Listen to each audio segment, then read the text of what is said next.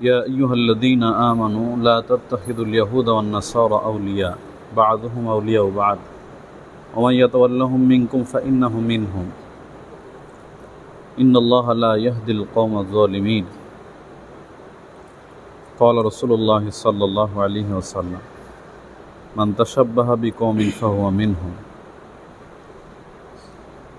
عن أبي سعيد الخدري رضي الله تعالى عنه أن رسول الله صلى الله عليه وسلم قال لا تتبعون سنن من قبلكم شبرا بشبر وذراعا بذراع حتى لو سلكوا حجر ضب لسلكتموه فقلنا يا رسول الله اليهود والنصارى قال فمن রাহ বুখারী।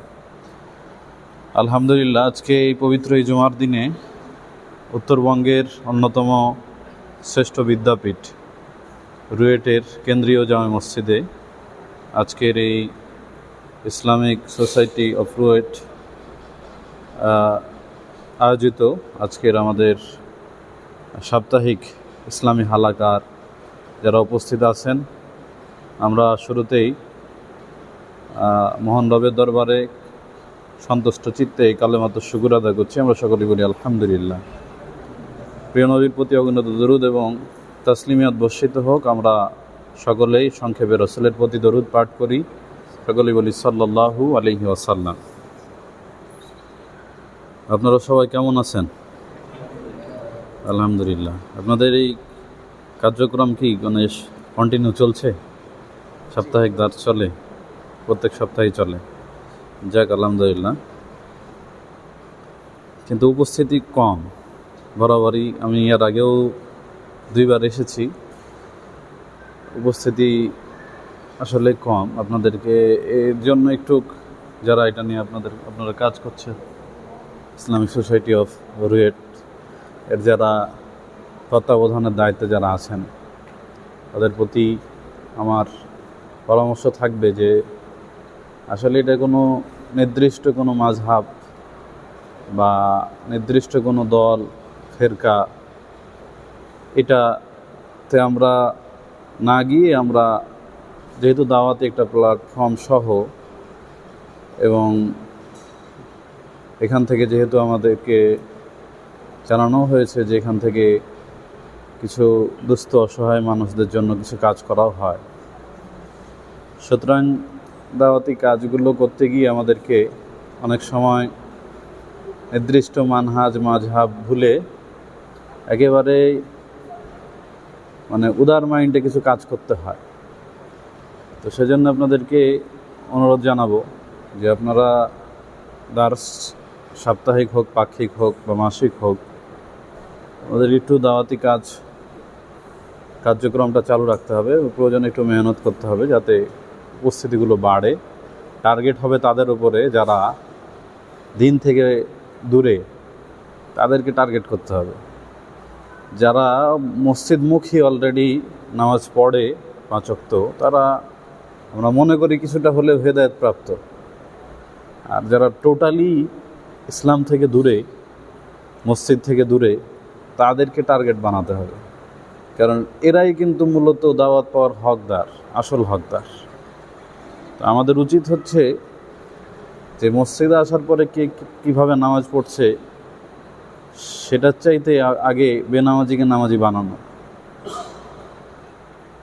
কারণ হচ্ছে যে আমরা ছোটোখাটো ফতোয়া মাসলা মাসাইল নিয়ে আমরা যেরকম একজন আরেকজনের বিরুদ্ধে লেগে থাকি, এতে করে আমাদের নিজেদের মধ্যে অন্তর্দ্বন্দ্বই বাড়ে। আল্লাহ তার রাসূলকে বলছেন যে ওমা আলাইকা ইল্লাল বালাগ, হে রাসূল, আপনার দায়িত্ব হচ্ছে মানুষদের কাছে পৌঁছে দেওয়া। আপনার কাছে সঠিক তথ্য থাকলে সেটা আপনি পৌঁছে দেবেন। কাউকে মানতে বাধ্য করা এটা কোনো নবী রাসূলের কাজ ছিল না, এটা আমাদেরও কাজ না।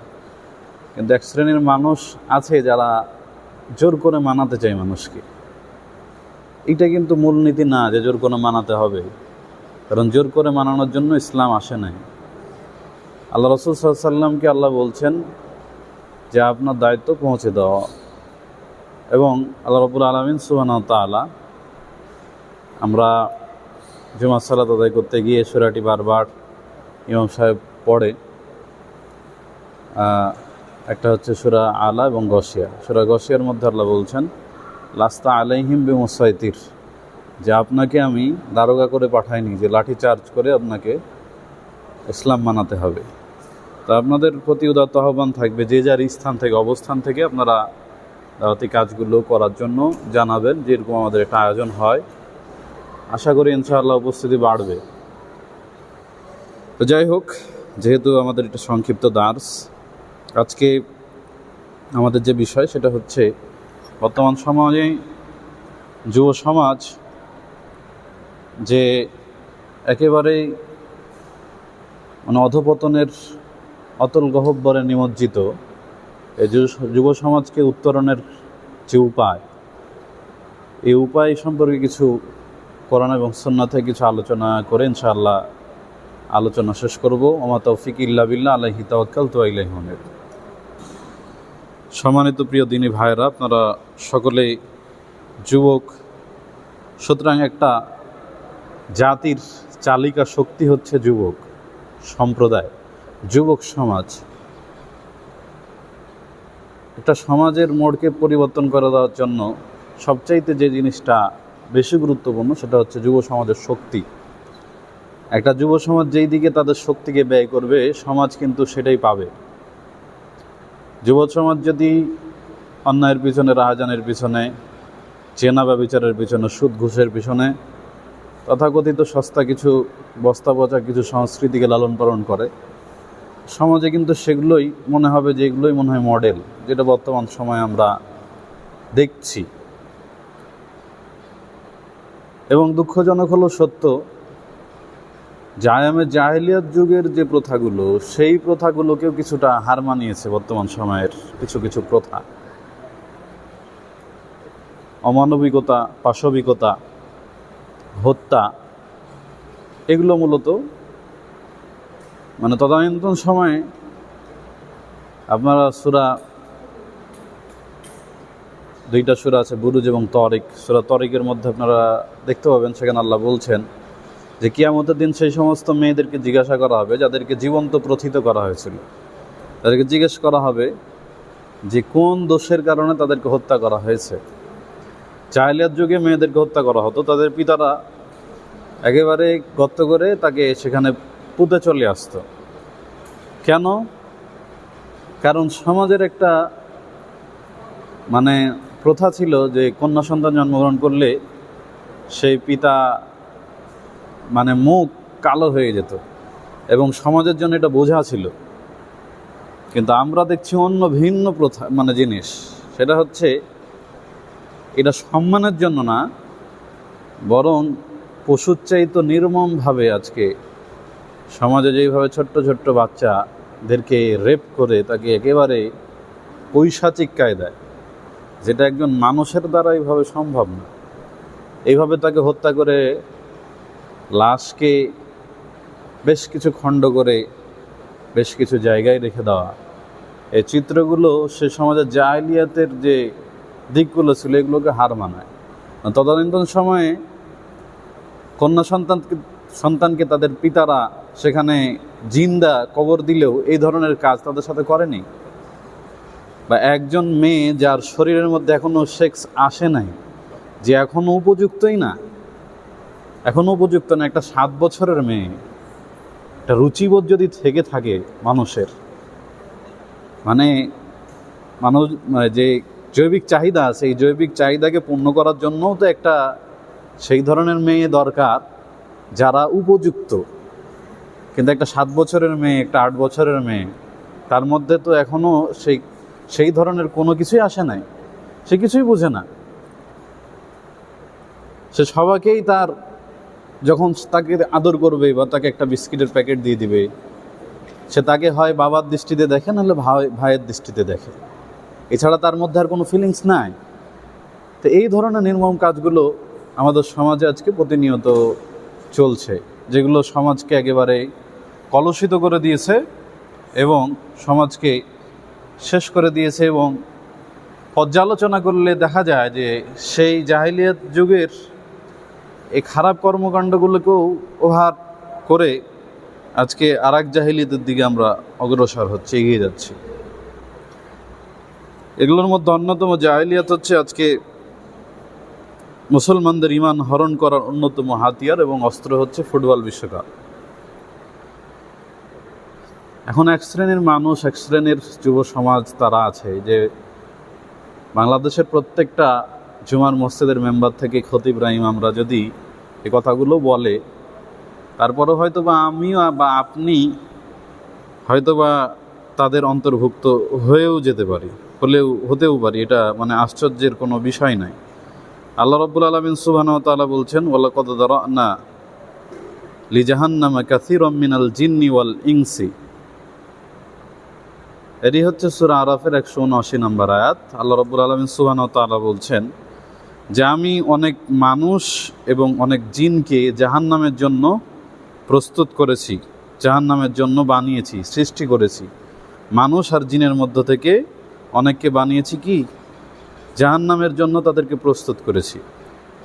অন্য আয়াতে মহান রব্বুল আলামিন সুবহানাহু ওয়া তাআলা বলছেন যে জাহান্নামের ইন্ধন হবে মানুষ এবং পাথর।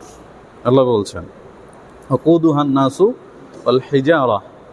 সূরা বাকারার মধ্যে আল্লাহ বলছেন যে জাহান্নামের ইন্ধন হবে মানুষ এবং পাথর, পাথর এবং মানুষকে দিয়ে জাহান্নামে জাল দেওয়া হবে।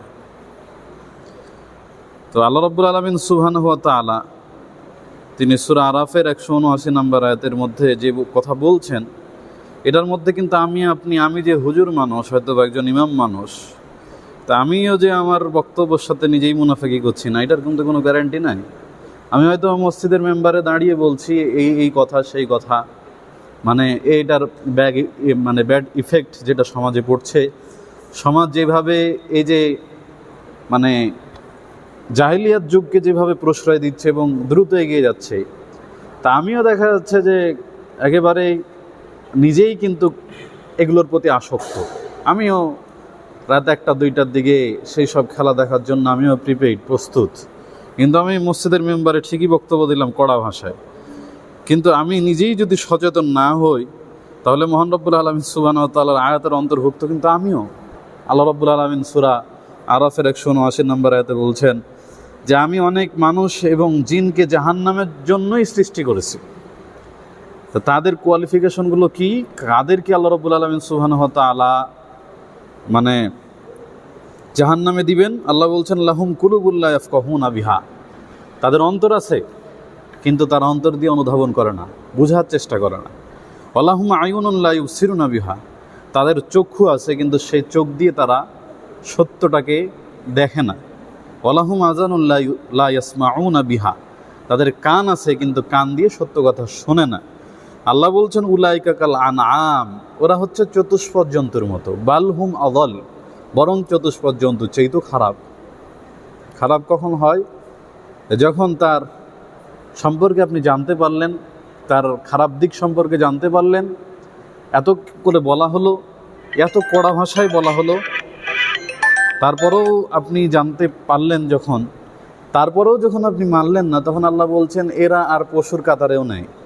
বালহুম আযাল। বরং এর চাইতে নিম্ন কাতারে চলে এসেছে এরা।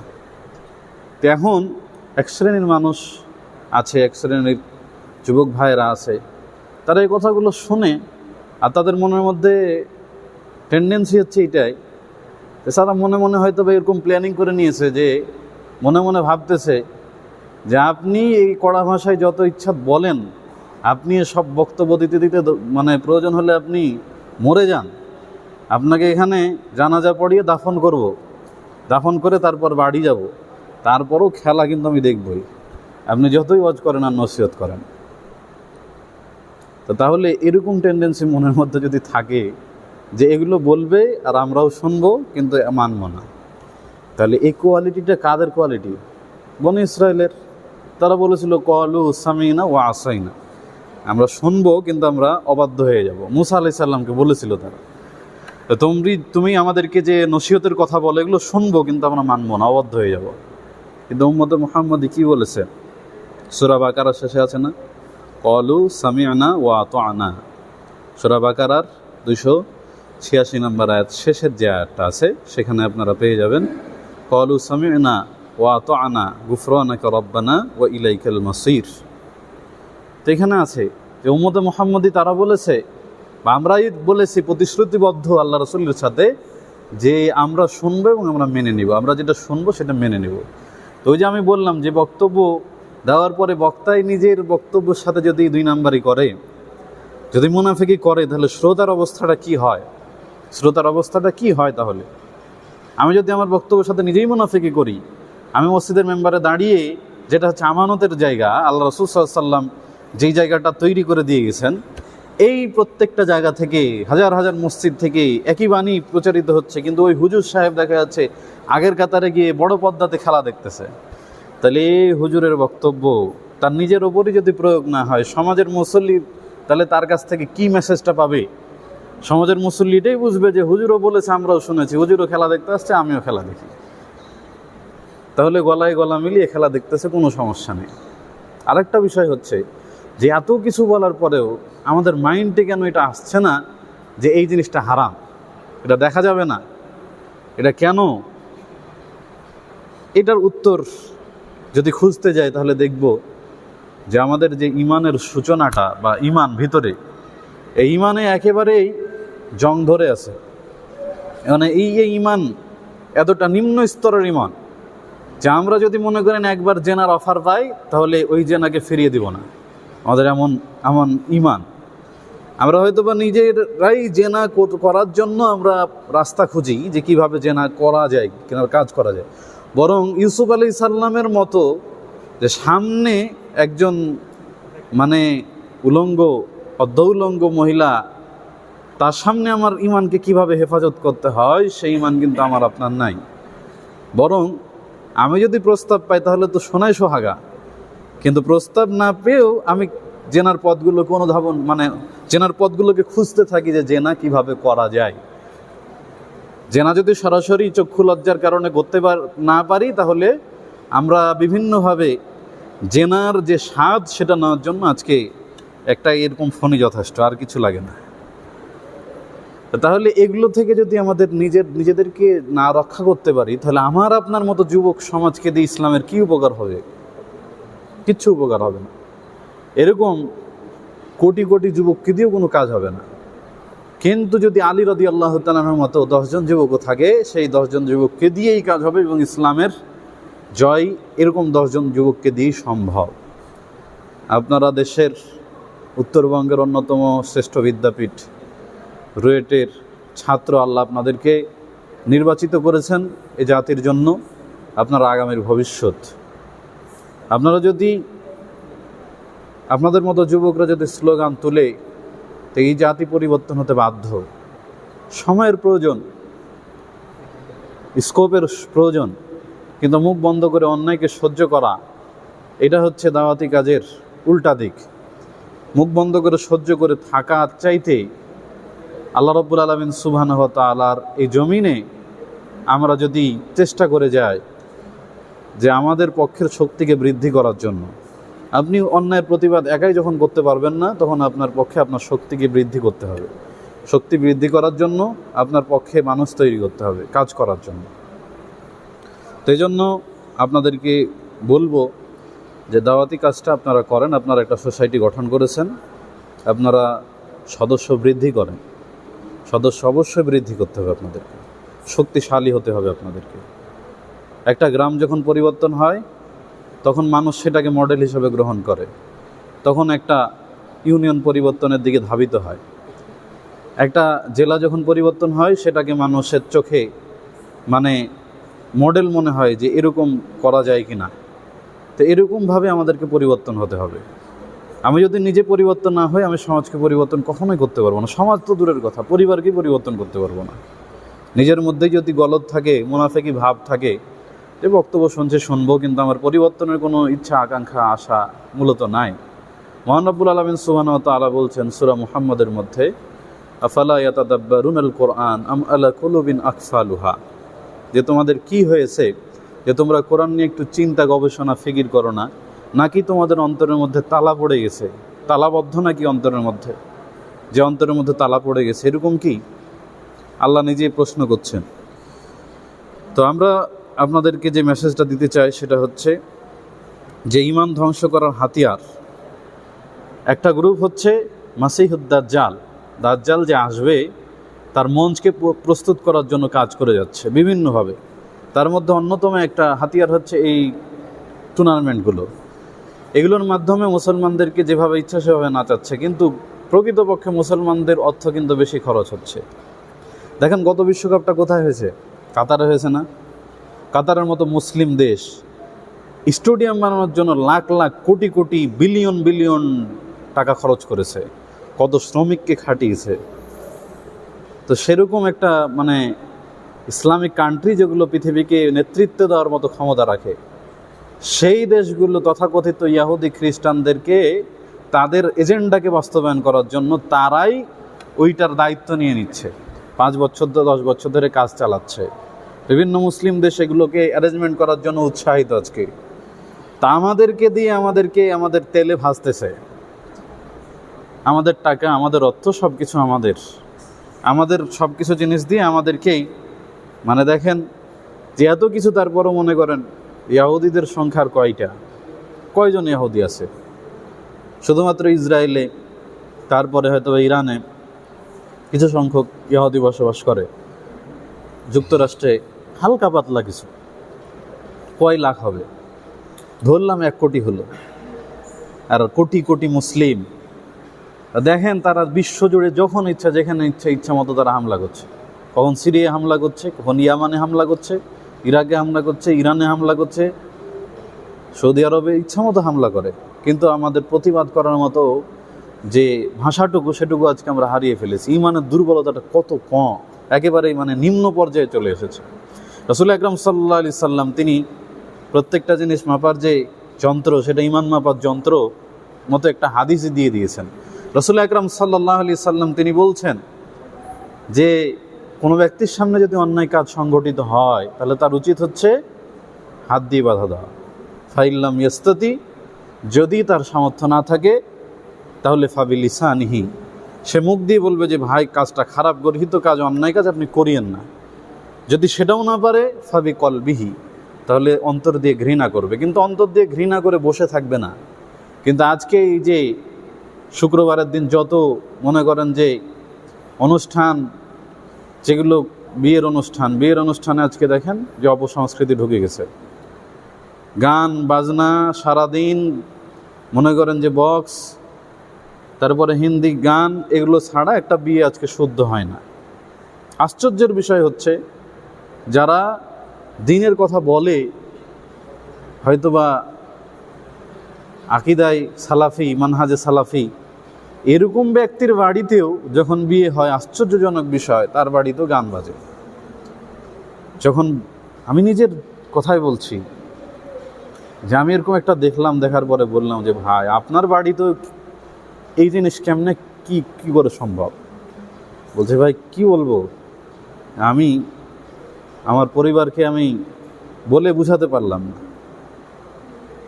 একজন সালাফি মানহাজ আকীদা মানুষের বাড়িতে যদি বিয়ের সময় এইভাবে বক্স বাজিয়ে, তাও আবার শুক্রবারের রাত্রিতে যদি এই বিয়ে সম্পন্ন হয়, তাহলে যারা এগুলো থেকে অনেক দূরে আছে তাদের অবস্থাটা কি হয়?